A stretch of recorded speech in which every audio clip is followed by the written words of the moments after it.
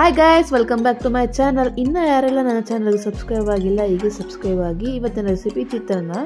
ಇದಕ್ಕೆ ಬೇಕಾಗಿರೋ ingredients: 2 cut ಮಾಡಿ ಇಟ್ಕೊಂಡಿರುವಂಥ ಈರುಳ್ಳಿ, 1 ಸ್ಪೂನ್ ಕಡಲೆಬೇಳೆ, ಸ್ವಲ್ಪ ಕಡಲೆ ಬೀಜ, ತುರ್ಕೊಂಡು ಇಟ್ಕೊಂಡಿರುವಂಥ ಶುಂಠಿ, ಸ್ವಲ್ಪ ಎಸ್ಳು ಬೆಳ್ಳುಳ್ಳಿ, ಕರಿಬೇವು, 1 ನಿಂಬೆಹಣ್ಣು, ಸ್ವಲ್ಪ ಸಾಸಿವೆ, ಜೀರಿಗೆ, 4ರಿಂದ 5 ಹಸಿರು ಮೆಣಸಿನಕಾಯಿ, ಉಪ್ಪು, ಅರಿಶಿಣ, ಕೊತ್ತಂಬರಿ ಸೊಪ್ಪು, ಎಣ್ಣೆ, ಇಷ್ಟು ಬೇಕಾಗಿರುವಂತಹ ಇಂಗ್ರೀಡಿಯೆಂಟ್ಸ್. ನಂತರ ಒಗ್ಗರಣೆಗೆ ಒಂದು ಬಾಣಲಿಗೆ 3ರಿಂದ 4 ಚಮಚದಷ್ಟು ಎಣ್ಣೆ ಕಾದ ನಂತರ ಸಾಸಿವೆ ಹಾಕ್ಕೋಬೇಕು. ನಂತರ ಕಡಲೆ ಬೀಜ ಹಾಕ್ಕೊಂಡು ಸ್ವಲ್ಪ ಹೊತ್ತು ಫ್ರೈ ಮಾಡ್ಕೋಬೇಕು.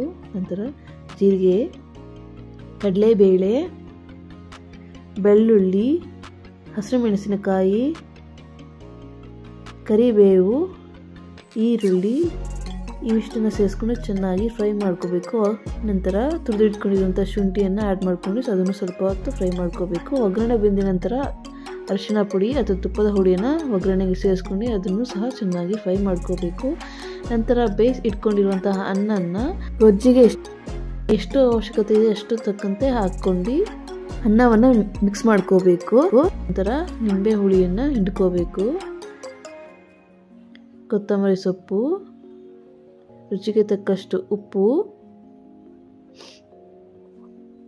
ಇಷ್ಟನ್ನು ಹಾಕಿ ಚೆನ್ನಾಗಿ ಅನ್ನಕ್ಕೆ ಗೊಜ್ಜು ಹೊಂದುವಂತೆ ಮಿಕ್ಸ್ ಮಾಡ್ಕೋಬೇಕು. ನಂತರ ಸರ್ವ್ ಮಾಡ್ಕೊಳ್ಳಿ.